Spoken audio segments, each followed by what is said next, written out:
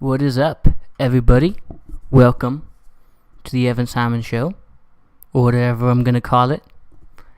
This is my second time doing a take because I held this microphone up to my face and it got unplugged. What is that? Sorry, something popped up on my screen. Okay, that's not good. I apologize. Man, like I said, it just got unplugged. And let me tell you what, guys. I cannot wait to get a better microphone and a better setup. I'm going to get one of those nice cones, not like a snowball, but one thing that's like a nice like cylinder shape and have like one of those arms and hopefully hook up. I have a table right here. You can't see as I was shot, but my water bottle, so probably stands that there is a table somewhere. And then I'm going to hook it up somewhere, either there or to this other side table to this side. My immediate right? Yeah, I can't tell left and right. Never can. I always have to think about it. I apologize. Today is going to be a different day. Let me just tell you that much. Because today, there wasn't a lot of news stories. Not anything I feel like I should talk about or want to talk about in the gaming news sphere. So it's going to be a little different because I didn't want to just go ahead and just not do a show because I feel, like I said, no one's going to watch this. But, I didn't want to not do an episode, not record anything, because I know if I don't record anything for like one day, then I'm just not going to record anything at all. So I really need to get in the habit. And since no one's going to watch this anyway, might as well talk about what I'm going to talk about. Even though I was happy because yesterday's episode I talked about Persona 5, Joker in Persona 5, 10 views. So that's exciting. So let's see if I can get it up. Let's see if I can get 11. Now let's go 12. A nice even number. Let's see if I get 12 views in this episode. But like I said, it's going to be a little bit different, okay? I'm at least going to here's what's going to happen. I'm going to talk about Persona 5 and Smash, Joker and Smash, again, because I did get it, and there's a story for that, but give me a second, I'll tell you that later. And 2, I'm probably just going to gush about Game of Thrones, and you know what, if I still feel like recording, and I still got some time left, I might just keep on going. Like, I could record for a straight hour, honestly. We'll see what happens. So, like and subscribe, and like I said, is your first time viewing, I apologize. I'm doing this because I want to get better. I understand that right now, at this very moment, I'm not that great. My equipment isn't that great, and my skills aren't that great. But the good news is that tomorrow. Let me break it down. This is gonna be a little walk. You're watching, right? You're watching. So recently, I'm from Midland, Texas, and not raised there, since I was like 2 or 3. So all my memories in life is from Midland, Texas. And recently, about 3 weeks ago, I moved to San Antonio and quit my job of 8 years. And, because I went to school, worked at a fast food joint since I was in high school, and worked all the way there until I finished my degree. And then once I got my bachelor's in communications from UTB, go Falcons. I don't know. We had a symbol. I didn't go to football games. But once I did that, I decided, okay, what am I going to do now? Because it was fine for me working at a fast food joint because I was paying for school. And it was a pretty good gig, honestly. Like, I was able to pay for school. And out of pocket, didn't have any student loans. The first year I had a scholarship, but, I lost the scholarship because my grades weren't very well, but I was still able to pay for it out of pocket and graduate without any student debt, which is great. And I, worked at a fast food joint for that time, was able to go to manager.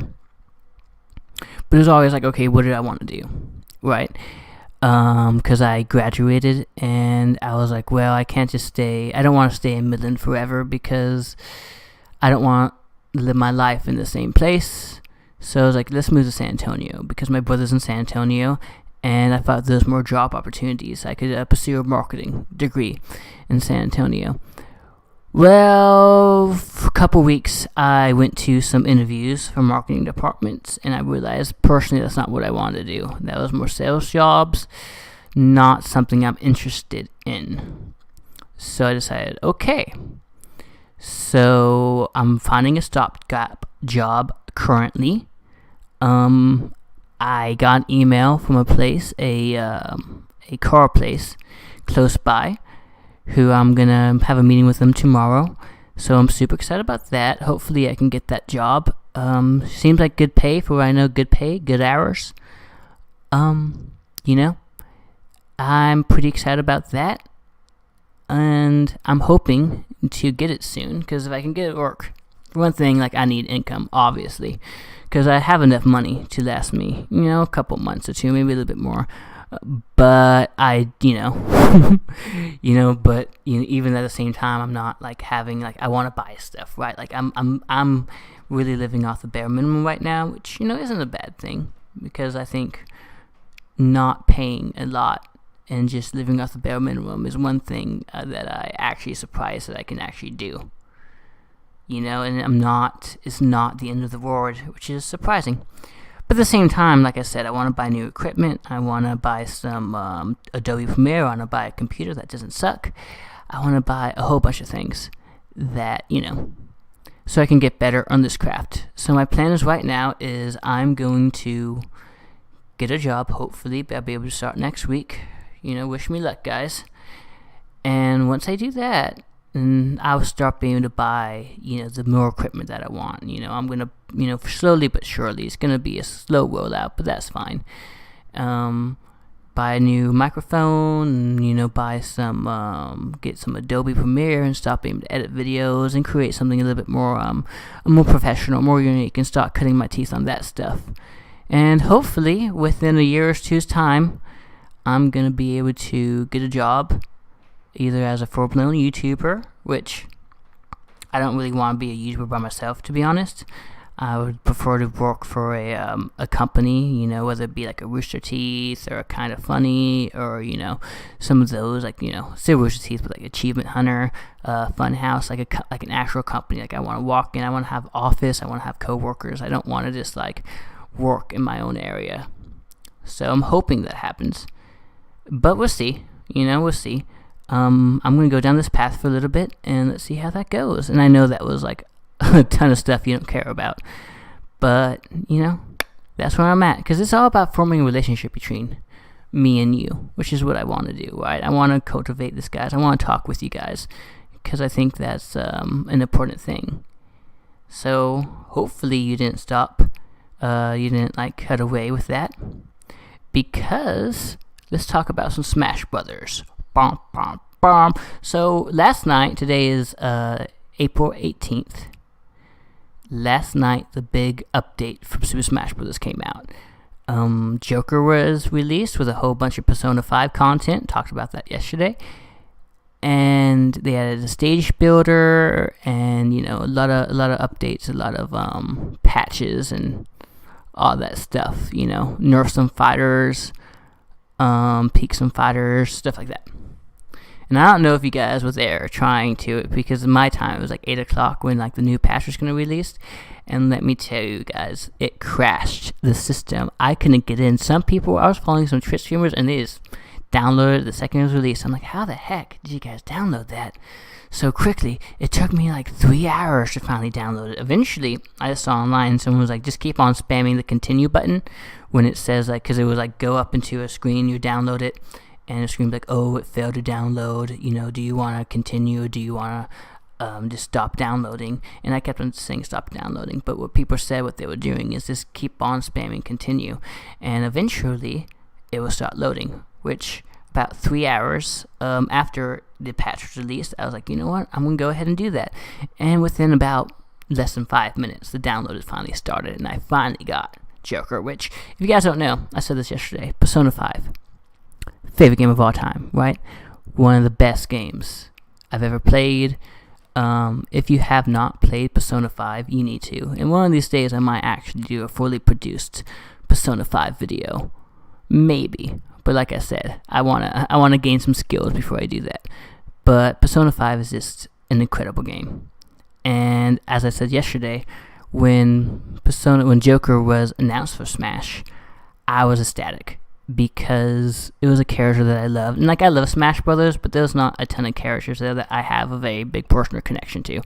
You know, I kind of grew up as a PlayStation kid, and that's not like a bad thing. You know, like I have a Switch now, and I love Breath of the Wild, and you know, I've played, you know, a ton of the other Switch games I've enjoyed.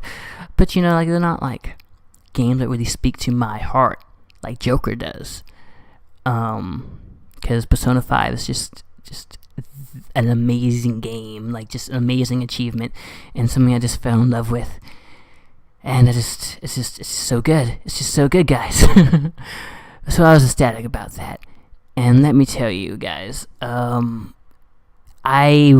really hope that these last 4 DLC characters are gonna have the same amount of love that Joker does, or that Joker did in Smash, because they got so much right. I'm going to say about 99% right, because I am a little stickler, okay? But they got 99% of it right. Like they did like stuff I couldn't even imagine them doing, from even like the smallest details, like when Joker, like in the original game, Persona 5, when Joker steps down a dungeon or a palace, like he has like his steps, it's like this purple, it kind of looks like purple water that just kind of splashes up because it's really stylish, right? And they kept that. And like when Joker like attacks an enemy, it gives this red slash just like the regular game, and he moves just so much like him in the original game. Like, it's unbelievable, right? And they added so much things. The all-out attack, his final smash, which is amazing.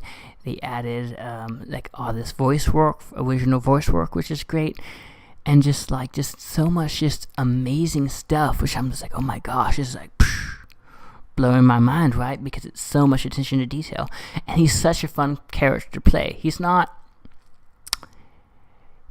is not that powerful, because he has 2 forms, right? His regular Joker form, and when he uses his Persona Arson. And this is by, you know, you start off just regular Joker, and eventually you have like a gauge, and it just depends on like how you get attacked, or how many stocks you have, or like the difference of how quickly it goes. You can press, I believe it's your down B, which does your Rebel's Rage or something. It's a move that able to, like, you know, kind of like it takes half damage, but then is able to fill up this little meter, which looks like a Persona 5 meter. And then you can summon Arson, and it was interesting because Arson isn't, you can't choose to summon Arson. You just fill up this meter and automatically you summon him, and you're just this badass, which I guess that works out for balancing issues, because, you know, I wouldn't, at first I was like, that's weird, I wish I could just summon him on command. But I think as like for balancing issues, it's probably better for him to only be summoned like once his meter is up, and you can't really choose that, because you can become so much powerful when you have Arson. You're just a badass, and you know, but like eventually, like that little meter's gonna go down, and when that meter goes down, you're just regular Joker again, and it's all about getting that meter up. And he's super fun. He's super fast. He has this grappling hook that he uses, and it's just such a cool character. So stylish, and just, you know, when he beats it, like when he like wins the game, they use the same like graphic of they use when you beat an enemy in Persona 5, and just the all-out attack is just, you know, the same thing that was in the game, and it's just so freaking cool. And I'm playing this, I'm like, man, this is amazing. Like, Nintendo and Sakurai and everyone who worked on it, they put so much, you can tell they were fans of the original game, and they worked probably really close to Atlas to make sure that Persona 5 and Joker is true to form, and that he feels very much so like he's from that original game. And it's great, and I just hope that with these next 4 DLC fighters, that they're going to have the same amount of love and compassion put into them. Because let me tell you what, if they added, you know, if they do, which I think they will, but if they do, it's going to be, like that Fighters Pass is going to be like some of the best DLC ever released, in my opinion.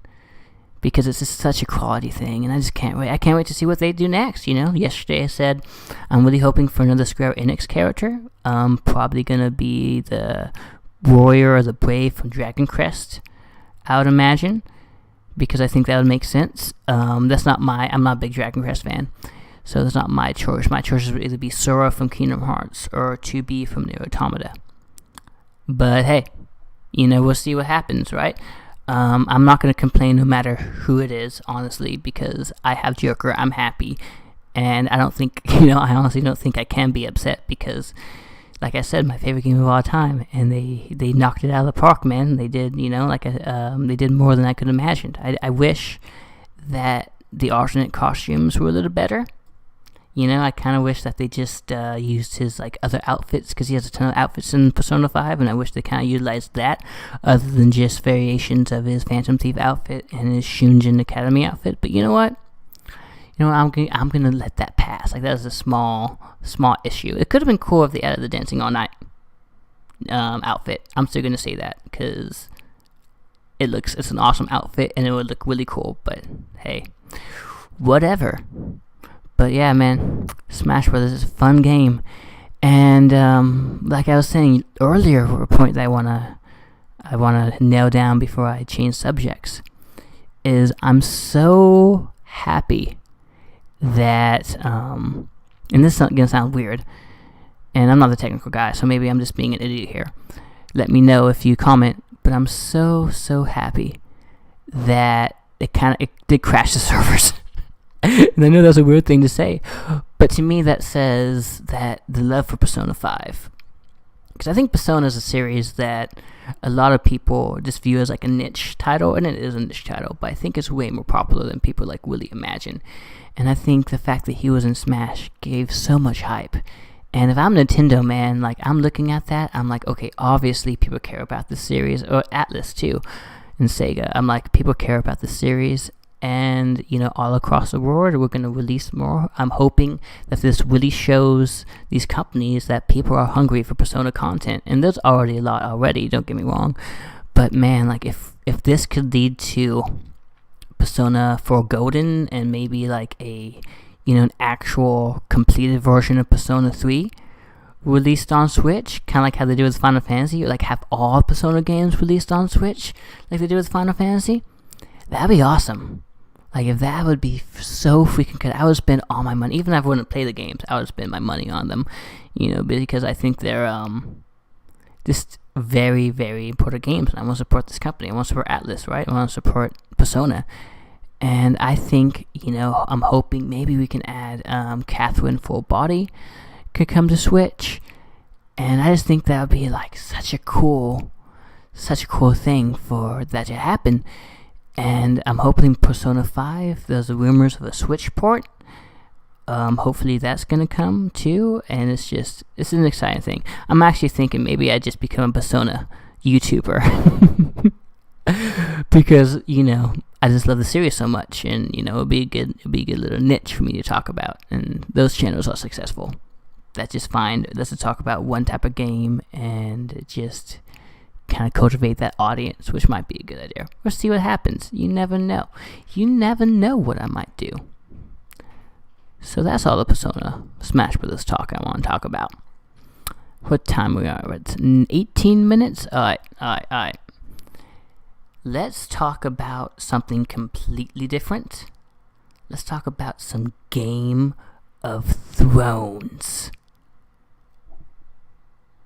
Oh my gosh, guys.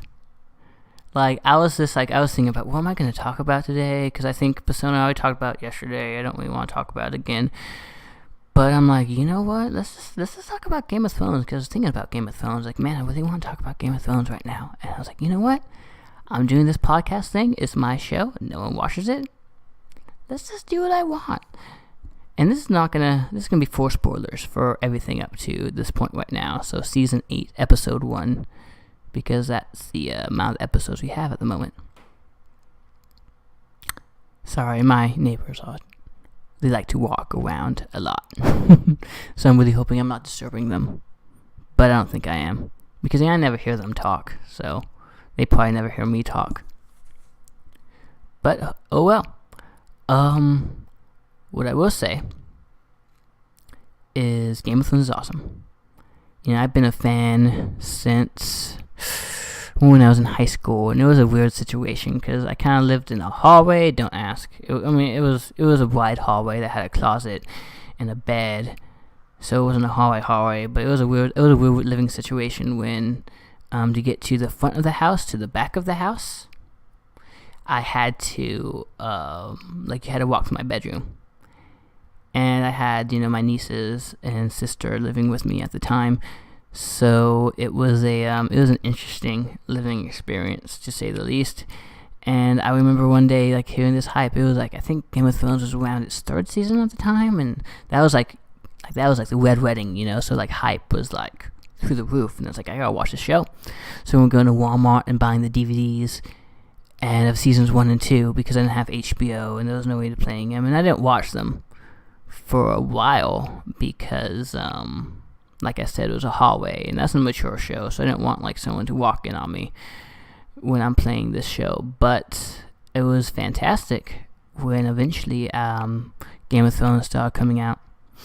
When I moved to college, sorry, I'm getting better, I promise.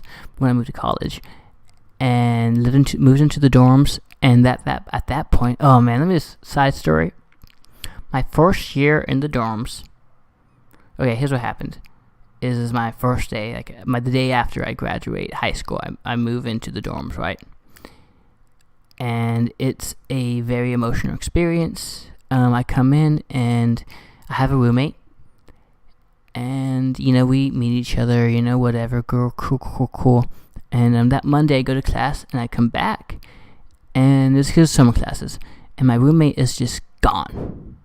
All his stuff is gone. He's gone, emptied out. I didn't have a roommate at all. He left a note saying, hey, they asked me if we wanted to have a different room, and I said, hey, we kind of need our own space. And that was the truth. I kind of cried that night because I'm just oh man, I feel like it was so different. This term of my life, leaving all my friends because we graduate high school, moving away from the house, which was difficult, and then now my roommate left me. And I cried for a while. And honestly, I kind of cried the night before, which probably wasn't the best for my roommate. I'm sorry. I didn't mean to. I tried to stop, but I couldn't. There's waterworks coming down. But little did I know that was one of the best years of my life, my first year of college, because I go to school, that summer class, not a roommate, just me by myself in this room. And actually, I was supposed to have a roommate when school started, but he never showed up. So I think I was the only person in that whole entire dorm that didn't have a roommate. So just a room all to myself, and it was great. And then the year after, I got a roommate, and some awkward stories, which I won't go into now, but maybe I'll tell you later. Who knows? But I was great because then I'm gonna watch some Game of Thrones. I'm gonna go to work. I'm going to work hard. And, because like I said, fast food, so I'll be working nights, go to school in the morning, work at nights, and then after that was done, okay. Take a nap between school and work, and then when I got home, it's let's watch some Game of Thrones, man, let's watch some Game of Thrones. And that was back when it was still on, Blu-rays and DVDs, so I watched the first 2 seasons. Fantastic show. I fell in love with it. And I remember being so upset because, that was before HBO Now, right?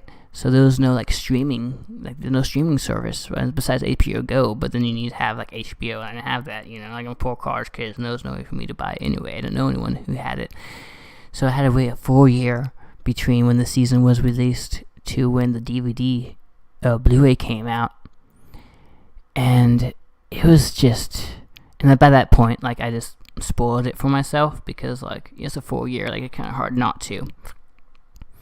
Right, so I knew what everything happened, knew everything about the Red Wedding and all this stuff, but that didn't matter, man, because what a fantastic show that is. It really freaking is. And, eventually, when season 5 came out, they finally, we're finally going to make a streaming service. And by that time, that was funny, because I did have a roommate then, and and they wouldn't let me, they wouldn't let me leave in time at work to watch it, like never once, right? Which sucked. So I had this tiny, like, 19-inch TV that I didn't have a stand for, because originally it was in my room, and my dad, like, we hooked it up to the wall, and it had the stand that you could, remove. And my dad's like, oh, just throw this away, you're not going to use it. Little did I know that I would have used it. Because, you can't hook it up in the wall in a dorm room, right? So I didn't have a stand for it. So it was just on my desk, like, it had my computer right here, and then, right here was my TV, and I put it in the corner so it could, like, stand up, but occasionally kept on falling off in this tiny little TV. And I would show up at, 11, and by that time my roommate was already asleep. I was like, man, I can't wait till tomorrow to watch the game, man. Like, I gotta watch it right now. So I would have a blanket. Well, I would hook up my earbuds to the TV to make sure he couldn't hear it. And then I would get my blankie and put that over the top so, like, the light wouldn't roy him. So it was just bundled up like a little Eskimo, or like a little play fort, I should say, is what it really was, like a little fort, and just watch Game of Thrones that way for, like, that whole season of season 5, every week. And man, my roommate, he must have hated me. He must have really did. He was a nice guy, but you could tell. And also I was going through my depression days back then, so at the same time, I wasn't in the best of moods, which was an issue. Anyway, that's, like I said, whole other story for a different time. But yeah, like, just some great memories. And I just remember when they finally released the streaming service, and then afterwards, because then after my second year in the dorms, I moved in with my sister and her husband, and they didn't want to watch Game of Thrones, right? Because they were like, this show is too violent, it's too gratuitous, which is fair, whatever. But I'm like, no, this is a great show. And eventually, like, my sister's husband, like, he started watching it. And then we made a, throughout season 6 at the time, like, he caught up. And he's like, this show's great. It's fantastic. I love it. And he caught up in time for season 6. And then, it was the same thing. Like, he was working nights, too, during that period. So I would come home from work, late at night still. And he would come home from work or whatever, and we would that was our bonding moment. Like, me and my brother-in-law would just watch Game of Thrones season 6 together. And I remember episode 9, that was Battle of the Bastards, which was, like, the big, like, climatic episode, was probably the most epic episode of Game of Thrones, to that point, at least. And, like, I knew about it. It was so much hype. And then him and he was working that night, though, so I couldn't we couldn't watch it together. So if you're watching this, Sean, know that I actually ended up watching the episode by myself that night once I got home, and then watched it the second time the next day with him, and it held up. Like, it's a fantastic episode, one of the best episodes of TV ever made, in my opinion. And then we'll get back to that in a second. We'll talk about it right now. Because it doesn't matter. Like, Battle of the Bastards in season 6 in general, to me, is one of the best seasons of television ever. And I think season 6 is, like, obviously the best season of Game of Thrones. And that was great, because season 5, like, okay, Game of Thrones went so much of a high after season 4. Season 4 was great. And season 5 came out, and it wasn't that great. It's definitely, like, season 5, I think, is, like, one of the weaker seasons, Not as bad as season 7, we'll talk about in a second. But season 5 is just like, okay, whatever. They're kind of just, like, setting stuff up, and not a lot of cool stuff happens. I don't even remember a lot of season 5, to tell you the truth. I remember what John's doing, and kind of what Danny's doing, and it's just not that interesting of a season, because it's to me, the first 4 seasons is like, okay, because episode 1, and this is me just talking all about Game of Thrones, episode 1, the Winds of Winter, I believe, or Winter is Coming. Sorry, is what it's called. And for what I understand, there's only like a few locations throughout the whole entire episode. You have Winterfell, and you have whatever Stanny's steering. It's just across the Narrow Sea, and one of the free cities. I forgot what it was. It wasn't Bravos, but it was one. Like, I forgot what it was, but it's just what she's doing, you know. And then you have what was it? You have like a few scenes and Winterfell. Not Winterfell, sorry, and King's Landing, right? But you have all these characters, and when you have all these characters lined up, you know, when Robert comes in, and it's just so fascinating because these are all main characters, right? And this is what makes the show so great. It's like each one of those Starks, besides like Rickon, but each one of those Starks has a story, and each one of those Starks, they all go the different ways, and it's slow, right? Because that very first episode, they're all really located in the same area, same one or two areas, and then, you know, as the season goes on, like Jon goes up to the north, Ed, Sansa, and Arya, they go to King's Landing, and then, you know, all the stuff that happens with Bran, that's kind of starting their own relationship, and all the stuff that's going with, what was it? Freaking the oldest Stark boy, Robb. Yeah, all the stuff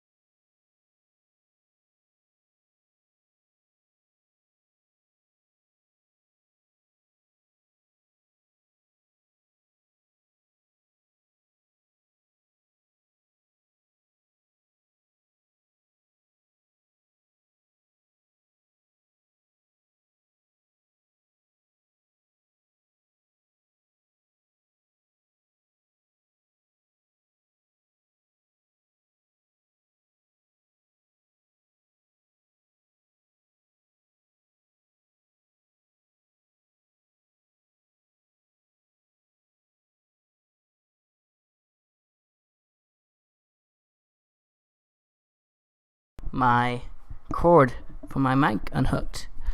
But you know what? I think that is enough for the day. I had fun recording this. If you have any tips, if you have anything you can work on, please let me know. And I'll be back tomorrow. I might just tell you how my interview goes and what's going to happen tomorrow. So wish me luck, and bye. And I might do an after show of Game of Thrones. Maybe. Who knows?